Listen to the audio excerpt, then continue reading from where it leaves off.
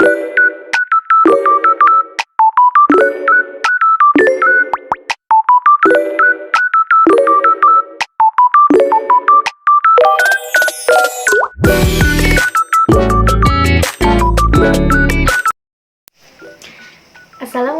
warahmatullahi wabarakatuh. Di sini saya akan membahas mengenai organel-organel sel beserta fungsinya. Tapi sebelum itu, mari kita kenali terlebih dahulu pengertian apa itu sel. Sel merupakan unit organisasi terkecil yang menjadi dasar kehidupan. Semua fungsi kehidupan berlangsung dan diatur di dalam sel. Mari kita bahas satu persatu mengenai organel sel pada tumbuhan. Ini adalah contoh gambar dari sel tumbuhan. Yang pertama itu yang ditandai dengan warna hijau, ini disebutnya adalah dinding sel. Dinding sel ini merupakan lapisan terluar dari sel. Struktur dari dinding sel itu kuat, tetapi ada juga yang kaku namun masih tetap fleksibel. Fungsi dari dinding sel ini yaitu untuk melindungi dan membentuk sebuah sel.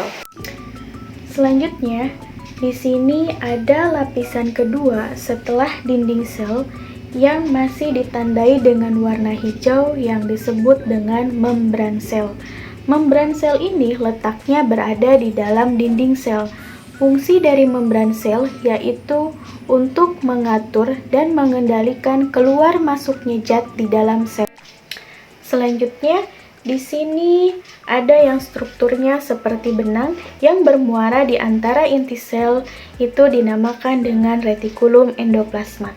Retikulum endoplasma itu terbagi menjadi dua bagian, yaitu retikulum endoplasma kasar dan juga retikulum endoplasma halus. Apa sih perbedaan di antara keduanya? Retikulum endoplasma kasar yaitu retikulum yang memiliki jutaan ribosom. Ribosom itu ditandai dengan titik-titik yang berbawah hitam. Fungsi dari retikulum endoplasma kasar ini yaitu membantu memproduksi dan mengontrol kualitas protein. Sedangkan retikulum endoplasma halus, dia tidak memiliki ribosom seperti retikulum endoplasma kasar. Fungsi dari retikulum ini yaitu membantu memproduksi dan sintetis lipid. Di sini juga terdapat ribosom yang ditandai dengan titik-titik berwarna hitam. Di ribosoma terjadi proses sintesis protein. Dan selanjutnya, ini yang ditandai dengan warna oranye disebutnya adalah nukleus atau inti sel. Fungsi dari inti sel yaitu mengatur seluruh aktivitas sel. Sedangkan yang berbentuk bulat yang letaknya berada di tengah ini disebutnya adalah anak inti atau nukleolus. Bisa dibilang ini tuh sebagai otaknya nukleus. Nukleolus ini membantu sintesis dan produksi ribosom. Berikutnya yaitu sitoplasma. Di dalam sel tumbuhan itu mengandung sitoplasma. Sitoplasma adalah cairan kental yang mengisi ruang di dalam sel. Jadi di dalam sel ini tuh mengandung cairan yang disebut dengan sitoplasma. Fungsinya apa sitoplasma? Yaitu untuk membantu mempertahankan bentuk sel tersebut. Di dalam sel tumbuhan juga terdapat yang namanya badan Golgi. Ini ditandai dengan warna pink. Badan Golgi itu merupakan serangkaian kantung pipih yang membantu menyortir protein yang disintesis dari retikulum endoplasma kasar. Berikutnya, ini ada sel yang ditandai dengan warna biru yang disebut dengan mitokondria.